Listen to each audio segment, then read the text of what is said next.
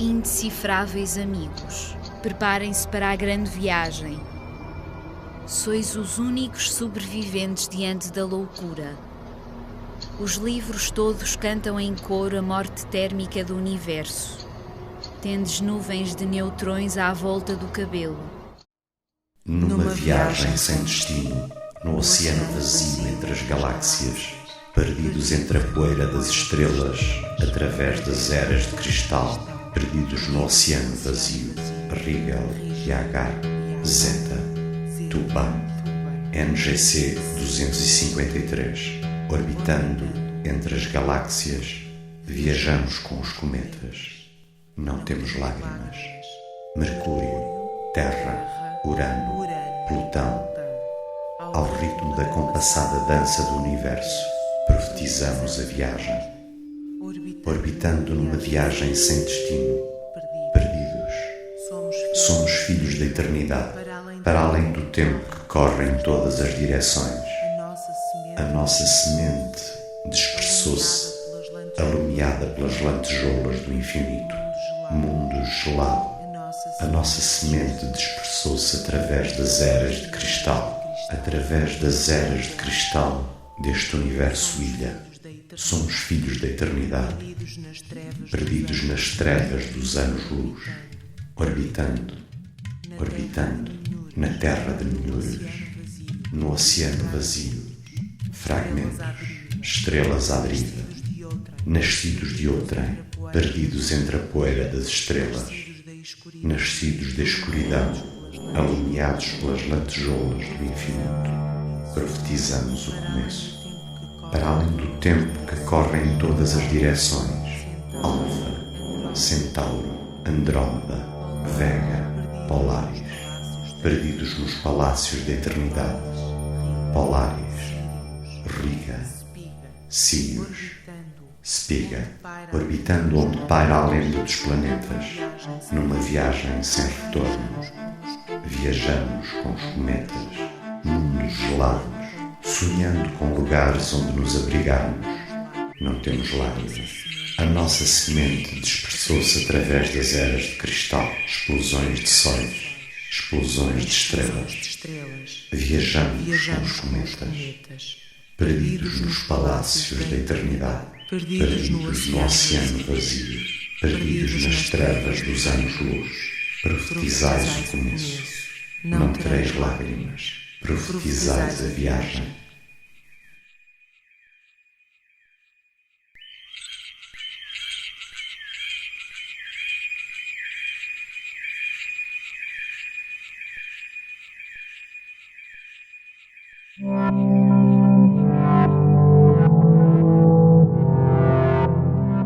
Olá pessoal, sejam bem-vindos ao canal Paixanalyticon.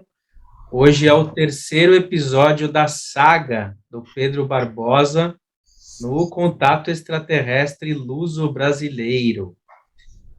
Pedro Barbosa, que nos trouxe aí nos 2 episódios anteriores, generosamente, um testemunho aí das suas experiências insólitas com seres antarianos hibridizados com seres humanos, né, metamorfoseados com seres humanos, trouxe imagens insólitas, né, desde uma nave extraterrestre supostamente antariana saindo de um lago em Goiás, que abrigaria uma base subaquática, nos trouxe a imagem de um implante extraterrestre no seu calcanhar, nos trouxe fotos de pedras enigmáticas ligadas à atividade ufológica, imagens que teriam sido produzidas por seres alienígenas dele em ambientes em que não havia ninguém e que foram enviadas pelo seu celular, aliás, no seu celular, né, no seu telemóvel, como eu diria em Portugal, e outras situações insólitas que o Pedro vem colecionando nos seus últimos 20 anos. Ele já tem 3 livros publicados sobre exossemiótica pela editora Chiado, e nós vamos deixar aqui na descrição os links de acesso à editora para quem quiser comprar os livros dele. Então, só para situar um pouco vocês desse preâmbulo, né, de que foi aí os outros 2 encontros, hoje nós desaguamos aí, por falar em lago, né, em base subaquática, nós estamos desaguando agora numa discussão de caráter mais filosófico, religioso, espiritual. O Pedro anseia também que eu e o Luiz possamos dar nossas opiniões, os nossos vieses aí pela psicanálise do que ele vai trazer hoje, a partir de uma grande pergunta que é: existe ou não Deus? O que é Deus? O que é o espírito? O que é o ser humano? De que maneira isso pode estar atrelado à Torá, né, que é o Pentateuco, né, da Bíblia hebraica, e assim por diante. Então, nós temos uma conversa hoje diferente a partir de muito do que o Pedro vivenciou, da leitura dele sobre o universo, dentro, né, do que ele compreende, né, como sendo o funcionamento do universo, sem certezas absolutas, e das leituras e dos estudos e contatos que o Pedro foi fazendo ao longo desses anos, que é um estudioso do assunto, né? Então, nós acompanhamos ele com atenção e vamos dialogando. Pedro, boa noite. Luiz, boa noite. A palavra está com você, Pedro. Obrigado pela presença novamente. Boa noite, Daniel. Boa noite, Petri. Hoje a noite aqui em Portugal está quente, faz cedo. Espero que a nossa conversa não seja tomada como o resultado da cerveja, mas sim de uma reflexão metafísica que estas coisas levantam, não é? O Daniel, depois da live anterior, fez-me um desafio bastante complicado, não é? Mas é algo que muitas vezes me perguntam e é difícil realmente abordar este assunto com o mínimo de consistência, porque isto é uma discussão que na cultura humana dura há milénios, não é? Que é a questão da divindade. E às vezes perguntam-me, o Daniel também fez esse desafio, se a ideia ou o conceito de Deus existe para os extraterrestres. Creio que é essa a pergunta, não é? Exatamente. Ora bem, é muito difícil em 30 minutos nós discutirmos um assunto que dura há milénios e ninguém se entende sobre ele, não é? Portanto, eu vou deixar 2 ou 3 dicas só para termos uma ideia do que é, digamos assim, o que poderá ser permanente e o que é local nestes conceitos. Para isso eu tenho que me situar dentro dessa perspectiva e eu situo-me como agnóstico. E agnóstico porquê? Porque, como estou aqui como humano e enquanto ser relativo, abstenho-me de pensar o absoluto. E por isso essa questão, as questões teológicas nunca me interessaram particularmente do ponto de vista filosófico, mas do ponto de vista metafísico, sei que podemos fazer essa distinção, ela coloca-se por causa do modo como os extraterrestres, pelo menos aqueles com quem contactei, como é que é dizer, perspectiva o universo, e aqui vêm questões mais complicadas ainda, que é a própria cosmogênese, se o universo ou a cosmologia, se podemos ir para uma perspectiva criacionista ou não, enfim, podemos até ver os vários modelos cosmológicos que são suportados por esta questão metafísica. Já que uma vez, logo na primeira live, o Petri fez referência ao Abraham Moles, com quem trabalhei. Ele tem um ensaio muito interessante, muito esquecido e raramente citado, em que ele relaciona os vários ramos da ciência humana tendo como ponto de partida o que ele chama mitos dinâmicos. E no próprio livro, os primeiros livros dele, A Criação Científica, ele desenvolve uma espécie de epistemologia da ciência com base nesses mitos dinâmicos. Por exemplo, o mito do Golem vai derivar, por exemplo, na energia atómica, não é? Na transmutação da matéria. Perdão, na robótica, não é? Portanto, na criação de seres artificiais, sei lá. O mito de Prometeu tem a ver com a energia atómica. Portanto, é muito interessante esse ensaio porque ele faz uma relação entre os chamamos mitos ou arquétipos. Agora temos aqui a perspectiva de dois psicanalistas que podem depois pronunciar sobre isso, na origem dos vários ramos do conhecimento científico. Bom, mas posto isto e as reservas que eu coloco na minha postura enquanto agnóstico face a essa questão, o que eu poderia responder quando me fazem essa pergunta, se a ideia de Deus existe para os extraterrestres, temos que ver que os extraterrestres recobrem,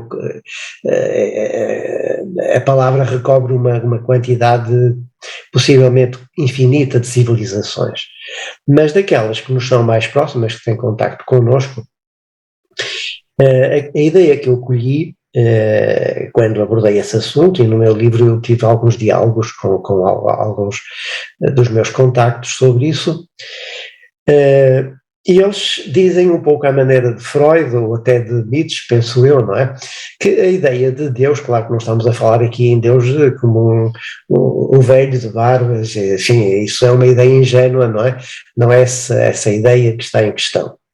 Mas a ideia de divindade, para eles, é uma construção humana, é uma criação humana. Eles designam, de uma maneira geral, o conceito paralelo para eles, muitas vezes corresponde àquilo que na nossa linguagem eles chamam a fonte. E eu acho isto curioso porque quando eles usam a palavra fonte, um ser que está mais ou menos evoluído, para eles é um ser que está mais ou menos próximo da fonte. E há aqui, a meu ver, uma espécie de arquétipo criacionista, não é? Que eu tenho pessoalmente, atrevo-me a ter algumas dúvidas sobre isso e vou já explicar porquê. Para mim, esta questão da divindade está resumida de uma forma lapidar num único verso do Fernando Pessoa, quando ele diz: Deus é o homem de outro Deus maior. Porquê? Porque este verso, de uma forma tão simples, acaba por apontar para algo que é fundamental para compreendermos até estas coisas que estamos a falar, e as minhas vivências também, que é a ideia de multiverso, de um universo estratificado de forma fractal. Portanto, há aqui uma estrutura fractal, neste verso, Deus é o homem de outro Deus maior, que remete para aquela estrutura fractal que nós podemos referir como as caixas chinesas, umas caixas dentro das outras, ou da matriosca russa, não é? Bonecas dentro de outras bonecas. Portanto, a estrutura fractal do universo é algo que nos ajuda a compreender um universo estratificado em caixas, digamos, dentro de caixas, portanto, um universo multidimensional. E quando nós estamos a falar de contacto com seres extradimensionais, temos que ter essa perspectiva de um universo de várias dimensões, a múltiplas dimensões. Portanto, uma das estruturas básicas do universo, ou melhor, da realidade, para dizer melhor, metafísica, se quisermos, para mim é a estrutura fractal. E penso que a questão da divindade terá que talvez ser abordada também nesta perspectiva.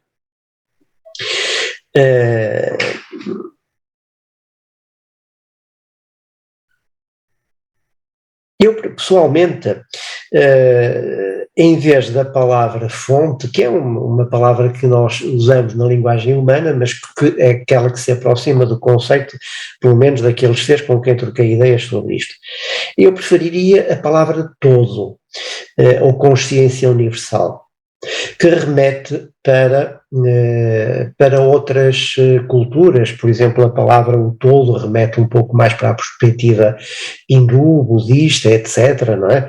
Aquele mar do qual nós somos apenas gotas, não é? E possivelmente de onde partimos, não é? De onde nos dissociamos e onde nos iremos reintegrar de novo. Mas a palavra todo e consciência universal, como eu prefiro chamar-lhe, também remete um pouco para essa perspectiva mais oriental.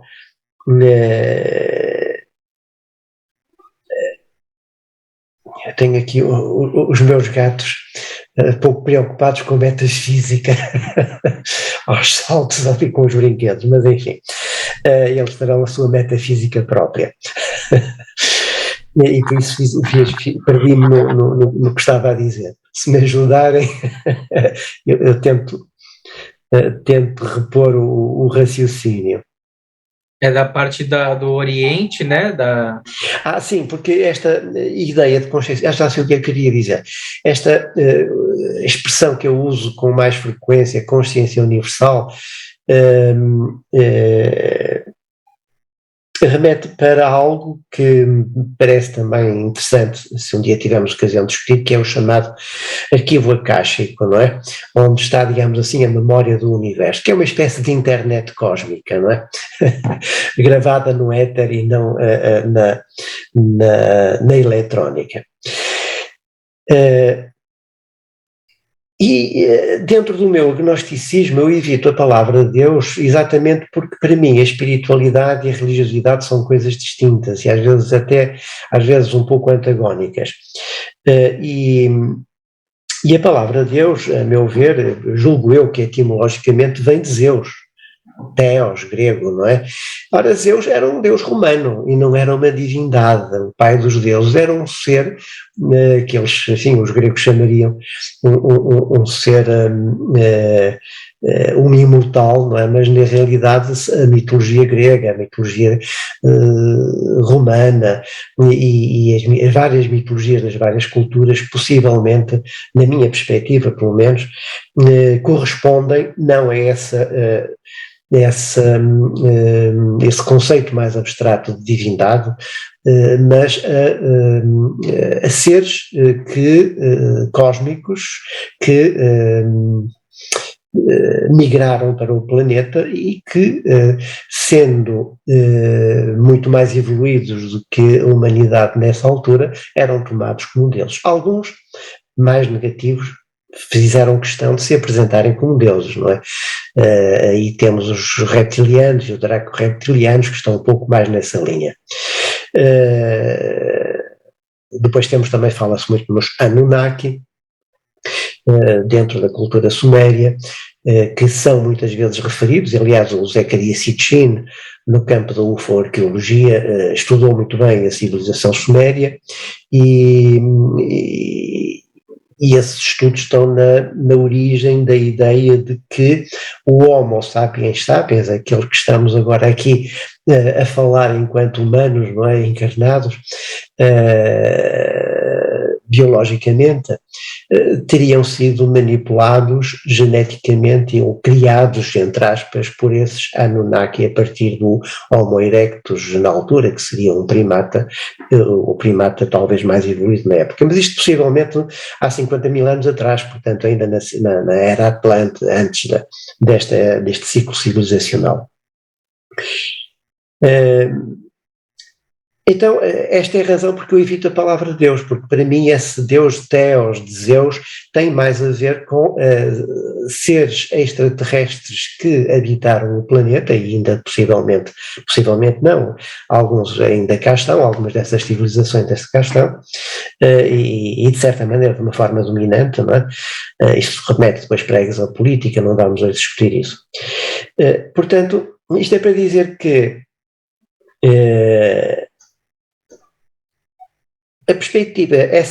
essa pergunta que me fazem muitas vezes, se Deus existe ou se terrestre, para meu ver, não fará muito sentido perguntar assim. Mas se eles têm algum conceito que se aproxime disto, seria esse de fonte ou de o todo, não é?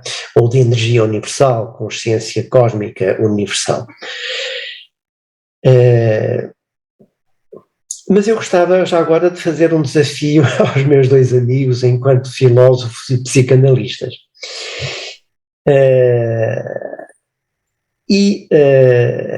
A questão é esta. Dentro de uma perspectiva de tempo linear, como é aquela que nós temos na cultura humana, sobretudo ocidental, já, por exemplo, nas culturas, em algumas culturas orientais, o tempo é mais cíclico e não linear, mas nas culturas, na civilização ocidental, o tempo linear implica sempre um passado, um presente e um futuro, não é? Ora, aquela ideia do Heraclito de que nós nunca podemos banhar as mãos duas vezes na mesma água do rio, é uma ideia de quem está na margem do rio. E podemos imaginar um pastor num planalto ou numa planície por onde passa um rio e de onde nunca saiu com o seu rebanho, portanto tem essa visão do rio. Mas imaginemos que esse pastor era levado para uma dimensão superior. Vamos imaginar uma dimensão vertical, imaginemos que será uma quarta dimensão. Se ele é elevado de helicóptero, começa a ver, a certa altura, a fonte e a foz do rio, ou seja, o passado e o futuro do rio. Ele, na terceira dimensão, ou na segunda dimensão, à margem do rio, ele apenas via o presente. A partir do momento em que ele passou para uma dimensão mais elevada, passou a ver o passado, o presente e o futuro do rio. Ora bem, o que eu verifico nos meus diálogos, nos meus contactos com estes seres que estão noutra dimensão, é que para eles o tempo deles não é o nosso tempo. E por outro lado, eles têm acesso ao passado, ao presente e ao futuro. Porquê? Porque para eles não existe passado, nem presente e futuro. Existe um todo, em vez da ideia heraclitiana do rio, seria a ideia de um lago. Portanto, o tempo é um lago, e nesse lago está o passado, presente e futuro, aquilo que nós consideramos passado, presente e futuro. Nós é que fazemos escorrer, digamos assim, essa água do lago para um rio que flui e de onde parece que se torna unilinear, e portanto o passado, presente e futuro são, digamos assim, dissociados. Ora bem, se nós adotarmos a perspectiva desse pastor que subiu o helicóptero, em que passado, presente e futuro são a mesma coisa, a pergunta, que é uma pergunta recorrente na cultura humana, que é: quem criou o universo? Quem criou isto? Quem criou? A ideia de quem criou é uma ideia temporal, de linearidade. Ora, se nós estamos fora do tempo, será que faz sentido colocar a questão de quem criou? Isto é uma pergunta que eu deixo. Eu não tenho a resposta, mas faço a pergunta. E esta pergunta, a ser feita, coloca em causa, a meu ver, muita da discussão metafísica, cosmológica, teológica, etc., que tem sido feita nestes últimos milénios. Porquê? Porque como nestas minhas vivências eu tenho sido frequentemente confrontado com esta capacidade que me deixa perplexo de alguns desses seres serem capazes de antecipar aquilo que vai acontecer, saberem, embora muitas vezes não possam manifestá-lo, para não interferirem no livre-arbítrio, que é curioso, não é? Para não condicionarem as nossas ações e deixarem o nosso livre-arbítrio seguir os múltiplos caminhos que se abrem à nossa frente.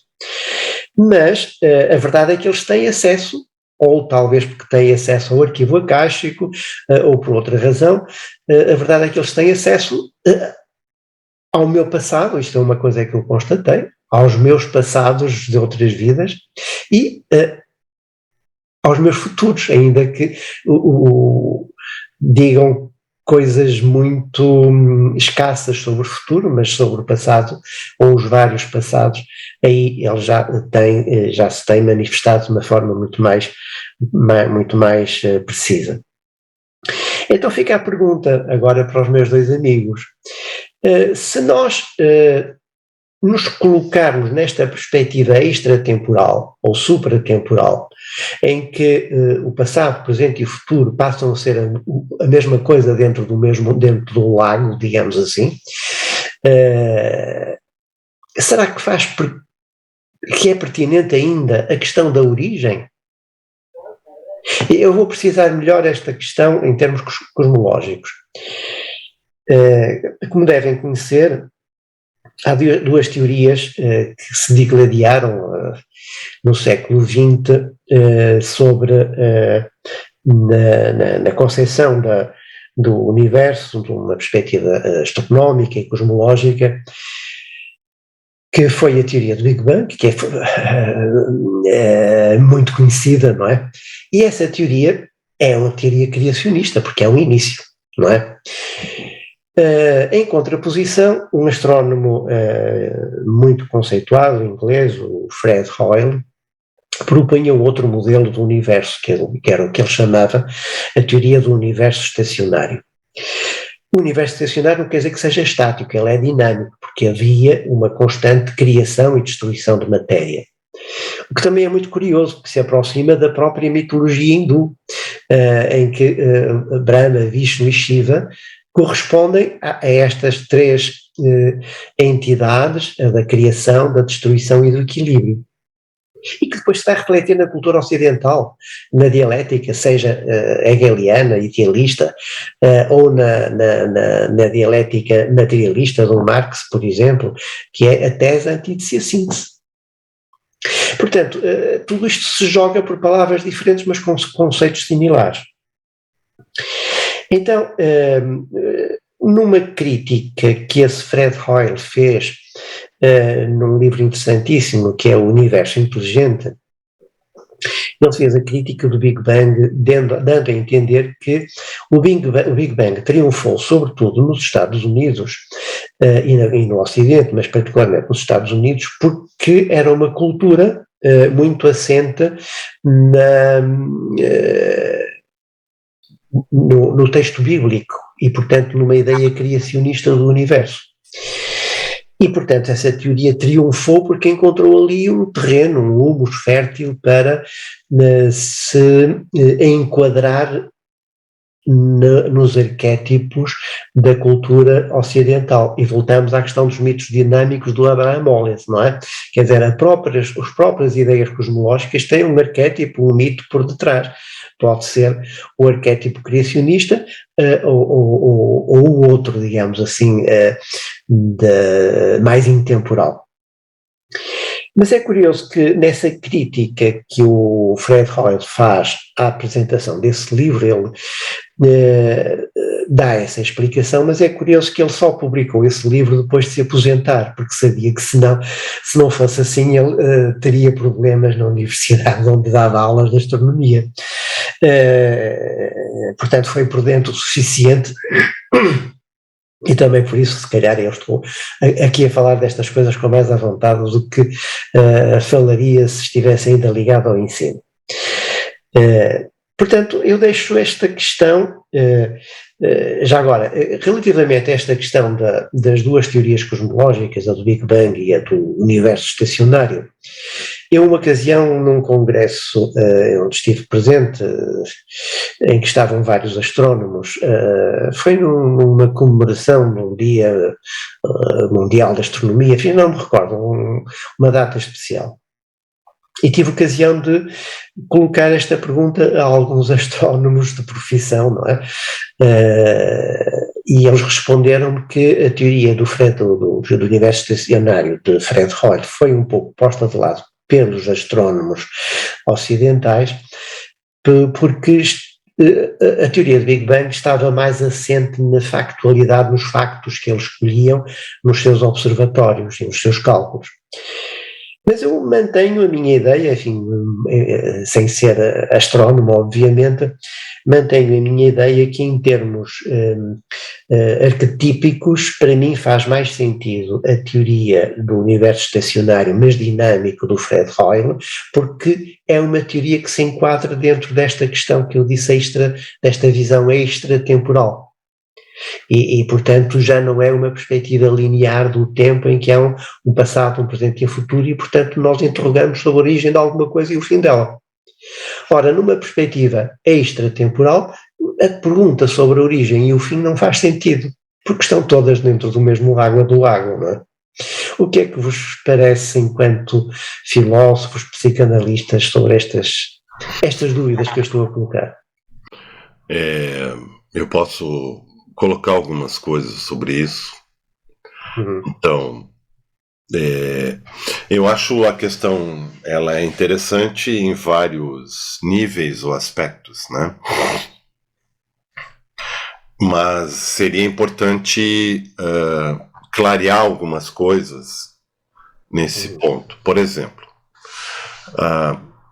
muito do que foi e o que é propagado da crítica da razão pura de Kant, da estética transcendental, passou sobre um filtro de leitura da escola de Marburg, e que teve uma tendência a psicologizar o trabalho de Kant e tornar ele mais próximo de uma perspectiva empírica, o que é na linha do que você está falando sobre o pensamento inglês e norte-americano.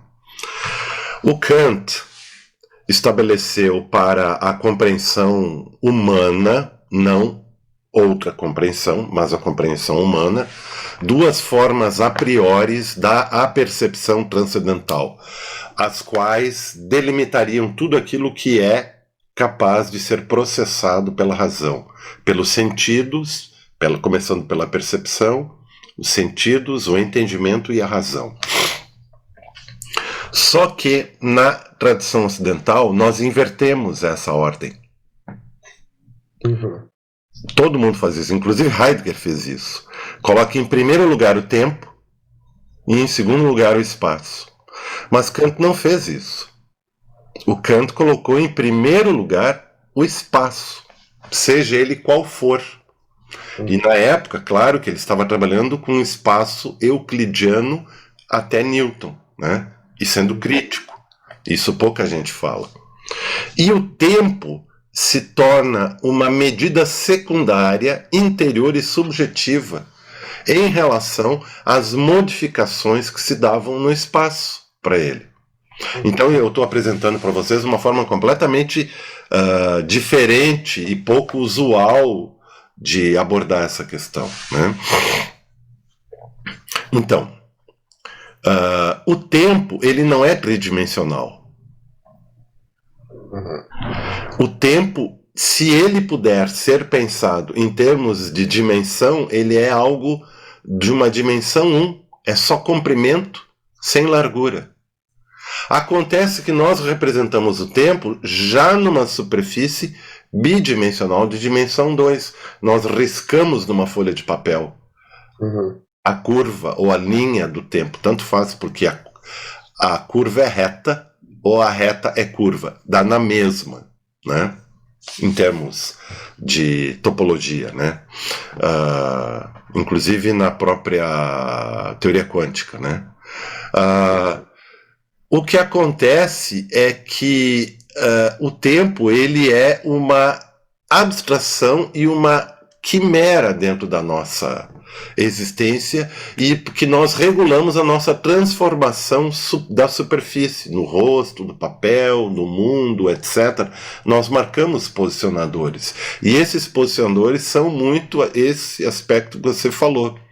Agora, se você for para uma outra perspectiva, e o ser humano vive no mundo tridimensional, em parte, ele pode viver em outra dimensão, além da dimensão 3, ele vai se regular de uma forma forçada nessa dimensão 1, que é a linha do tempo. Então, que vão ter os marcadores, você precisa ter muita memória para segurar ela, porque ela sempre está indo, né? Agora, quando você olha para frente, você faz uma projeção, que você falou isso antes, que alguns desses sujeitos transcendentais ou extraterrestres, eles conseguem visualizar algo que está adiante no tempo.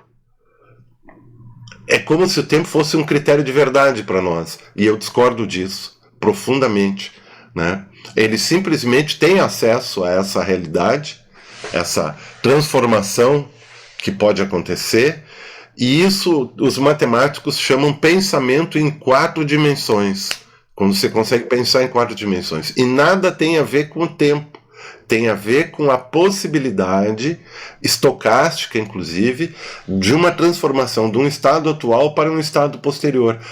Bom, a minha posição, assim, eu falo da minha posição pessoal, que é um pouco, tem a ver com a minha biografia, de alguma forma, né?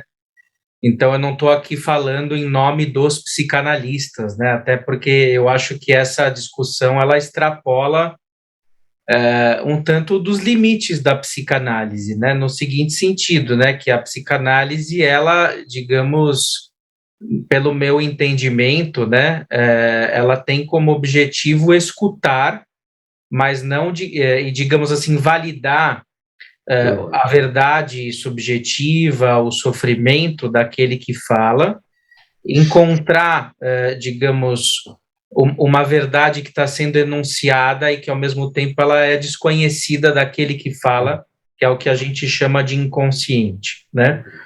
O Freud, ele tinha um ímpeto, né, um interesse que perdurou a vida toda por validações históricas de situações que teriam acontecido na vida individual das pessoas, assim como na história da civilização. Se a gente for pegar Moisés e o monoteísmo, ele reatualiza Totem e Tabu, dizendo que Moisés era egípcio e teria sido assassinado pelos judeus, e que isso teria sido uma reatualização do assassinato do pai, da Horda Primeva, e ele tenta encontrar vestígios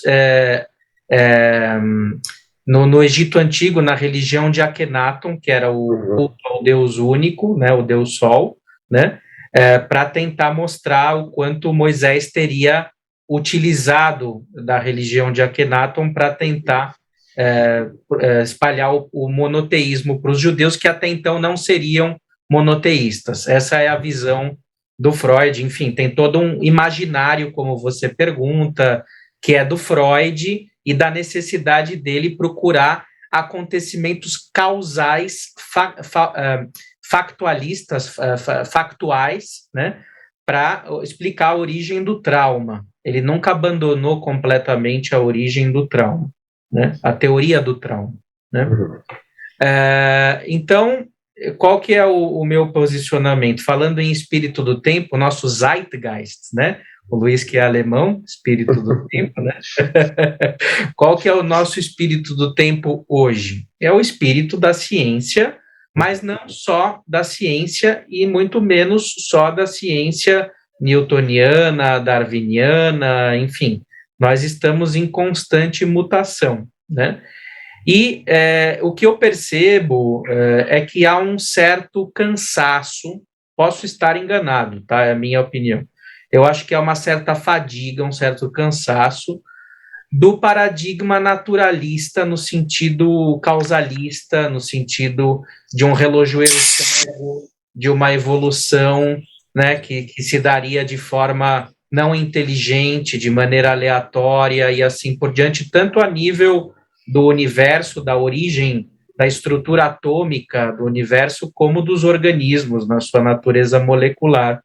E eu percebo que na psicanálise nós ainda temos uma tendência muito forte de levantar a bandeira do ateísmo, a ponto de ser quase uma gafe um psicanalista dizer que frequenta uma sinagoga, uma igreja, que ele acredita em Deus, né? Ou mesmo que não tenha religião, mas se diga espiritualizado. É quase que uma gafe ainda no meio psicanalítico a gente declarar algo assim, porque há um entendimento comum de que a psicanálise estaria do lado dessa ciência positivista, né? Dessa ciência dura, e do ateísmo freudiano. E, de alguma maneira, eu, desde pequeno, me deparo com essas questões. Por que existe alguma coisa?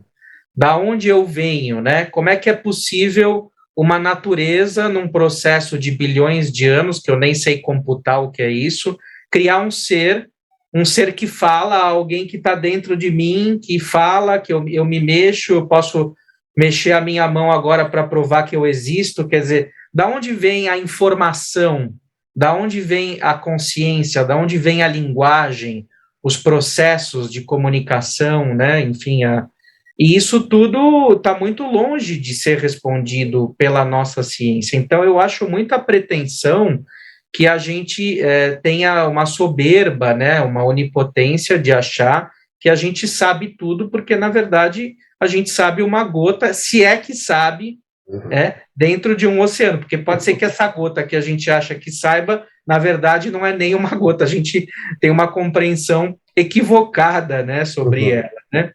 Então, por exemplo, eu assisti agora a série Dark, né, até tinha te comentado, em que o passado, o presente e o futuro estão conectados de uma maneira topológica e o tempo é uma ilusão.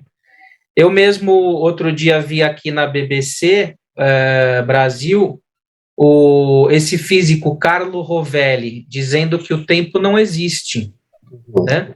Então, nós temos... É o que eu sempre digo e o pessoal não me escuta. Não te escuta, então. Existe um tempo, né? Existe um tempo, né? Para a gente poder ir elaborando algumas coisas e ir mudando os nossos critérios de verdade, né? E é uma verdade aí sempre provisória, né? Como você vai dar agora o exemplo do Código da Bíblia, né? Eu fui atravessado, né, pelo Código da Bíblia quando eu era adolescente. Eu sempre fui um péssimo aluno no colégio, confesso a vocês. Só que quando caiu na minha mão o Código da Bíblia, eu li, eu devorei o livro e levei para os meus professores, né, da escola, né? E a minha mãe e meu padrasto questionavam: escuta, mas você não tem que estar estudando? Por que você está levando esse livro? Né? Se foca nos seus estudos, né? E aí eu chegava, por exemplo, o professor de história, e o professor de história tentou me comprovar que era uma conspiração dos judeus para mostrar que a Torá foi feita por Deus e que, na verdade, ele não acreditava em Deus, não acreditava em nada, que o Código da Bíblia era uma fraude. Então, eu me lembro muito dessa necessidade que os ateus, né, têm de comprovar que Deus é uma ilusão neurótica ou é uma produção para alienar as pessoas, citando Marx, né, do ópio do povo, a religião e tudo mais. Então, novamente, eu acho que pode ter esse tipo de uso alienante, né, de desconhecimento, né, de submissão a Deus, né, de uma forma de controle, sem dúvida que existe isso, mas eu acho que é muita pretensão a gente achar que tudo isso vem do nada e que tem um começo, um meio e um fim. Então, quando eu ouço você, Pedro, né, que é alguém que tem um percurso na academia, mas ao mesmo tempo vê que a academia também tem suas limitações em absorver esse tipo de reflexão, de pensamento, eu fico muito emocionado, porque eu acho que, psicanalistas ou não, nós sempre devemos ter a mente aberta de poder atualizar os nossos paradigmas, as nossas matrizes, né, científicas, né? Essa é o meu posicionamento. Mas, nesse sentido, em termos de consciência, tem um ponto muito importante que eu acho que a gente poderia abordar e que vocês têm aí, vocês dois são especialistas no assunto, que é o Torá. Eu não sei se eu sou um especialista, eu estudei. Não, mas são uns amorosos amantes. Eu poderia citar uma frase do Torá, que eu sempre quis ler uma tradução dele, mas nunca tive oportunidade de receber, né? Tinha um amigo meu que dizia, não, vou te dar, mas nunca deu, porque ficava evitando de me dar o Torá, que é uma frase que eu li na obra do Cantor, que é um grande matemático alemão, que é o cara que pensou a teoria dos conjuntos e do infinito, né? Que ele diz o seguinte: estas coisas que hoje te permanecem ocultas, chegará o dia que reveladas estarão. Olha só que coisa linda, né? Tem que ter paciência, né? Mas isso que refere é exatamente aquilo que hoje muitos de nós vamos contribuindo para a mudança de paradigmas. Para a mudança de paradigmas a todos os níveis, nomeadamente de paradigmas cognitivos, não é? E aquilo que se referiu era mais a um certo tribunal da ciência dentro de uma perspectiva positivista que está muito entranhada no senso comum, efetivamente, mas não nos físicos modernos, não é? Que às vezes são mais imaginativos ou tão imaginativos do que como os poetas, portanto há que fazer essa distinção, a meu ver, não é? Mas então, eu não sou especialista dos códigos da Torá, longe disso, nem pouco, nem mais nem menos. Mas se for oportuno, eu gostava de contrapor a esta questão sobre a cosmológica de que falamos, e como eu me defini como agnóstico, alguém para quem estas questões não são prioritárias, não é? Pedro, posso compartilhar a tela? Pode.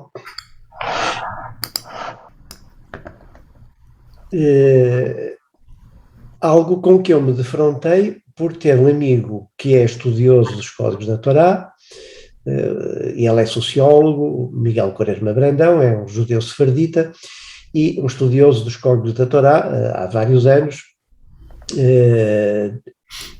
Estabelece inclusive contacto com o Eliyahu Rips, que é um matemático da Universidade de Jerusalém, que foi, digamos assim, o matemático que deu origem a este estudo sobre os códigos da Torá. Isto é um programa genérico, é apenas um print screen, não é uma cópia de ecrã, para dar uma ideia de como o programa funciona, não é? Não sei se o Petri pode pôr depois esta matriz. Ora bem, o que é que para mim é paradoxal? Como eu tive o cuidado de me colocar dentro da perspectiva de agnóstico e dentro do agnosticismo, portanto estas questões passam-me um pouco ao lado, fiquei surpreendido por verificar que esse meu amigo, nas buscas que fez com os códigos da Torá e com um programa mais recente do que o anterior, vai encontrar o quê? O meu nome, Barbosa, cruzado com o nome de Adeni, que é aquele ser de quem falamos nas lives anteriores, ser de Antares, Adeni Sabá. Sabá quer dizer mensageira ou mensageiro em antariano. E onde é que surge esta matriz, esta tábua? Precisamente na parte que diz respeito à Arca de Noé, o que é muito curioso, para mim particularmente, porque o mito da Arca de Noé, na sua versão cósmica, digamos assim, acabou por ser a estrutura base da última peça que escrevi para teatro, que depois foi uma ópera, Alet Sator, que é Rota Stella, Rota das Estrelas, em espelho, e que depois o Petri conhece bem esse texto, porque o trabalhamos em hipermédia. Mas, no espetáculo teatral, a ideia base que estaria no meu subconsciente ou no meu inconsciente, agora os psicanalistas decidam, ou no meu imaginário, enquanto arquétipo, estava a Operação Resgate. Aquilo que se fala em ufologia da Operação Resgate, que não é nem mais nem menos do que uma versão da Arca de Noé cósmica. E essa peça de teatro, Alet Sator, Rota das Estrelas, começava pelo desastre da Terra, portanto, pelo fim do planeta. Os espectadores entravam para a sala, e a sala era um dispositivo que seria uma nave espacial que recolheria os sobreviventes do desastre da Terra e iam em busca de um planeta habitável no universo. E daí o planeta aluga-se. Portanto, todo o espetáculo, a própria sala de teatro, era uma nave espacial que levava os sobreviventes do desastre da Terra para um outro planeta habitável. No fundo, era uma operação resgate, era uma arca de Noé cósmica. Porque é que isto surgiu em 2000 no meu imaginário? Digam os psicanalistas, agora, se quiserem pronunciar-se sobre isso.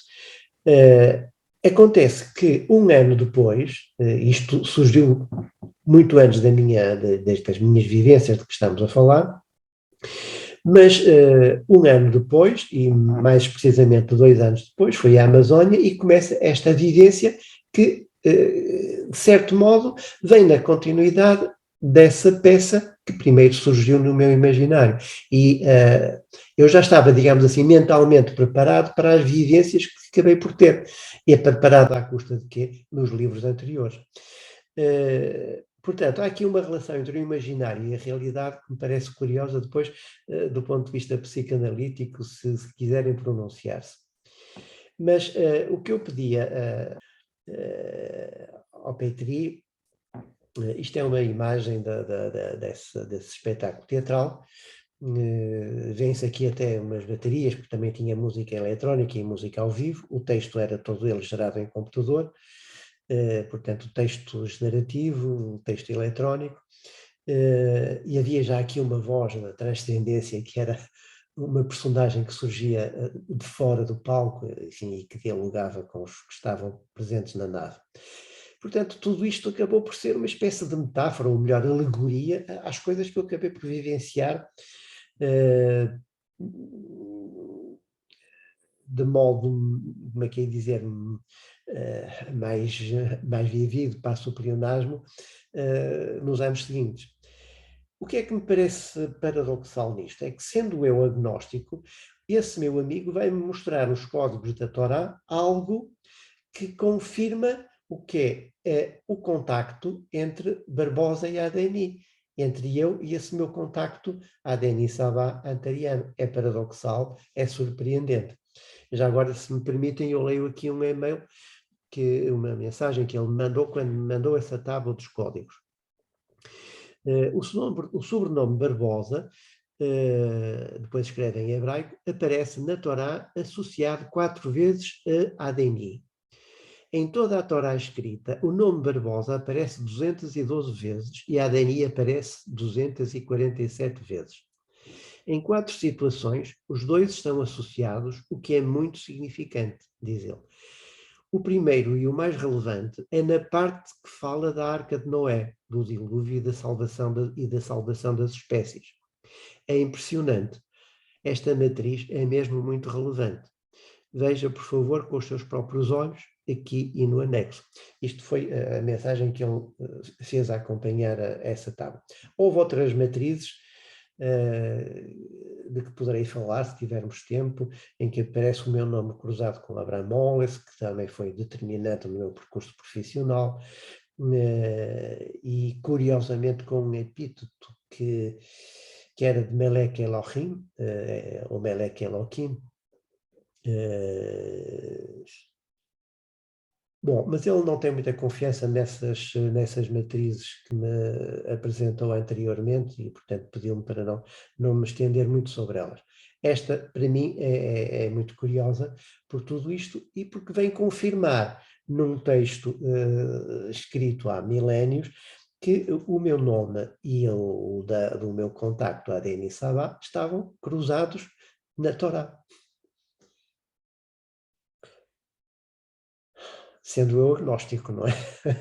Seja, seria uma prova de que a Torá, ou um apontamento, né, de que a Torá é um registro que sincroniza passado, presente e futuro, né? Ou seja, ela tem um eixo sintagmático e outro paradigmático, né? Quer dizer, ela conta uma narrativa e, ao mesmo tempo, ela antecipa, né, relações que vão acontecer, né, digamos assim.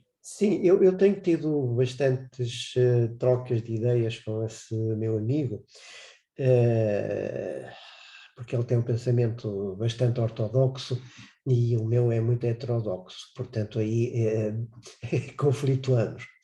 Mas eu não vejo este texto da Torá da forma como ele vê. Para mim não é prospectivo, é retrospectivo. Porque, na minha perspectiva, a Torá tem origem nos Anunnaki e terá sido cedida numa espécie de computador quântico, que é uma pedra de safira, o Daniel deve saber disso, não é? E nós estamos a falar do Torá, digamos assim, textual, mas dos códigos da Torá, que é, digamos assim, o subtexto da Torá, um subtexto da Torá. Agora, a meu ver, o que está ali é o programa, a planificação, melhor dizendo, deste ciclo civilizacional que os Anunnaki teriam projetado para esta nossa vivência milenar. Por que é que eu digo isto? Porque, na minha concepção, o planeta foi, há sempre migrações cósmicas e, portanto, os Anunnaki, os ditos Anunnaki, isto é o termo sumério, teriam aportado no planeta, teriam, os estudos de Zecharia Sitchin no campo da UFO-arqueologia apontam para isso, enfim, em vários livros muito bem documentados, que teriam feito manipulações genéticas e criado, digamos assim, aquilo que o ser humano é hoje, o Homo sapiens sapiens, não é? E estabeleceram um programa para este ciclo civilizacional. Ora, eu uso, às vezes gosto de usar assim umas metáforas mais simples para expor as ideias. É como um realizador que está a fazer um filme. Ele tem a planificação do filme e, portanto, sabe o passado, o presente e o futuro do filme que ainda está a fazer. Com alguma abertura ao futuro, porque há sempre múltiplos caminhos no futuro, o futuro abre uma infinidade de percursos possíveis, portanto, aqui o jogo entre o atual e o possível é uma outra questão que podemos um dia abordar a propósito do texto múltiplo, do texto generativo, etc., e da própria hipertexto, hipermédia, etc., mas eu vejo a Torá um pouco assim, é como um realizador olha para o filme na sua planificação. Portanto, ele sabe o futuro do filme porque está planificado. Se nós virmos retrospectivamente a planificação, vemos que lá está escrito tudo aquilo que o filme filmou. E é assim que eu vejo a decifração dos códigos da Torá, e por isso eles batem certo, e estão lá as Torres Gêmeas, está lá o Obama, está lá tudo isso. Portanto, quando se procura alguma coisa, ela está lá. Porque é, como diz, Tem até um apocalipse sim, exatamente. que foi adiado, e aí justo apareceu adiado também, não é? Sim, mas, e há várias interpretações também, portanto, isto não deixa de ser fascinante essa busca, não é? Mas ao mesmo tempo paradoxal para mim, que sendo agnóstico, me deparo com algo que vem confirmar a minha vivência, portanto, é mais um elemento para acrescentar à live anterior em que eu falei das provas possíveis, não é? E há aqui qualquer coisa que dá consistência por uma outra perspectiva àquilo de que temos falado e daquilo que eu tenho vivenciado, não é? E, Pedro, tem um cálculo matemático probabilístico, não tem? Do quanto isso seria aleatório ou não, esses entrecruzamentos de palavras, não tem? E Sim, comprovaria... aleatório não, eu não conheço o programa por dentro, não é? Tive algumas discussões, algumas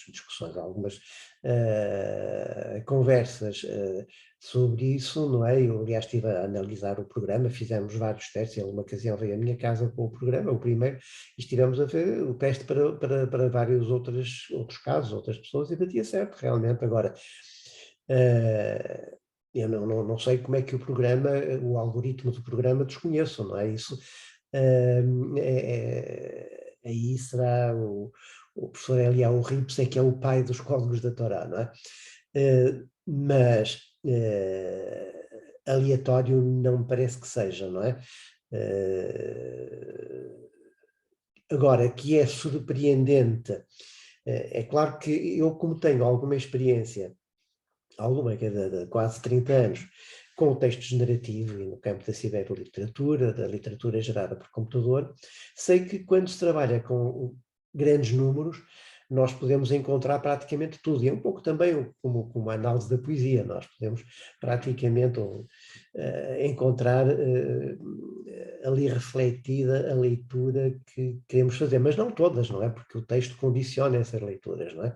Portanto, a hermenêutica tem essa condicionante que é o texto fixado. Mas quando se trabalha com um texto móvel, um texto que é um campo textual, porque o texto generativo não gera um texto, gera uma infinidade de textos. Tal como eu vejo o futuro é uma infinidade de caminhos possíveis, e é aqui que se exerce o nosso livre-arbítrio. E quando optamos por uma determinada linha de futuro, vamos criar uma linha de tempo. E aqui entramos depois numa outra questão ainda mais complicada de falar, que é a questão dos universos paralelos, não é?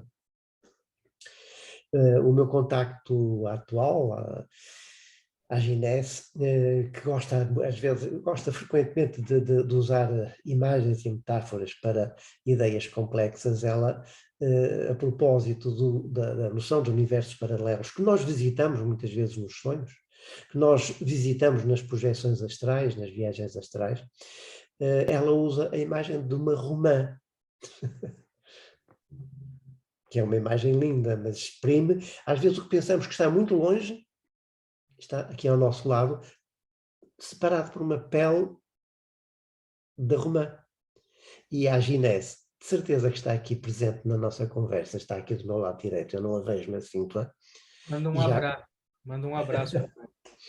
Há quem tenha visto, já uma ocasião tive uma live com um amigo sensitivo e ele descreveu os seres que estavam aqui, inclusive ele descreveu como é que ela era, como é que ela estava a apresentar-se, etc. Ela acompanha sempre tudo isto, enfim, está sempre presente. Portanto, ela usa esta metáfora, peço licença para usar a tua metáfora, que é muito explícita para os físicos, que é uma metáfora poética. Portanto, é isto. Eu sinto-me, de facto, um pouco perplexo quando vejo como a realidade é um jogo de espelhos, não é? Porque nesta multiplicidade de espelhos nós vemos uma coisa, mas vemos o contrário e ambas batem certo, não é? Portanto, eu como agnóstico vou encontrar isto na Torá. Bom, portanto... Mas pronto, já apresentei a minha versão da Torá, que não é uma versão, não é a versão do meu amigo, não é? Mas é uma versão de um agnóstico e alicerçada, particularmente nos estudos da ufoarqueologia, não é? Não nega a validade da Torá, mas nega a sua transcendência. Muito bem, acho que é um bom momento, então, da gente encerrar, né, o nosso encontro de hoje, um papo bastante denso, mas ao mesmo tempo milenar, né, como você falou, Pedro, questões muito antigas e que nós estamos longe de ter respostas definitivas. O que a gente está fazendo aqui é levantar a poeira, né, esses enigmas, né, que assolam a existência, né? O que é a realidade, o que é a consciência, enfim, estamos apenas brincando aqui, pincelando algumas coisas, não é um vídeo dogmático em nenhum sentido, tá, pessoal? É mais uma provocação, um instigar ao pensamento, instigar a pensar de novas formas, né? Apenas isso. A gente já se dá por satisfeito, acredito eu, né? Então, queria agradecer a presença do Luiz Carlos Petri, do Pedro Barbosa novamente, e em breve teremos o 4º episódio da série Contato Extraterrestre do Uso Brasileiro, o relato de Pedro Barbosa. Um grande abraço a vocês, pessoal, e até a próxima. Daniel, posso só... Sim. Falei no jogo de espelhos, que é a realidade, E é curioso também, isto fica para os psicanalistas depois se quiserem pronunciar na próxima live, porque não sei se consegue ver a capa do título desta peça. Todos os capítulos estão escritos em forma de espelho, Alex Hathor, Rota Stella, Ozi Arab, Paraíso, etc. Não é copiar Leonardo da Vinci, mas isto tem a ver com uma estrutura, um arquétipo do nosso imaginário. Depois podemos falar sobre isso, também gostava de ouvir a opinião de psicanalistas sobre este assunto, daquilo que emerge no nosso imaginário, não é? Então é isso aí. Saravá. Saravá.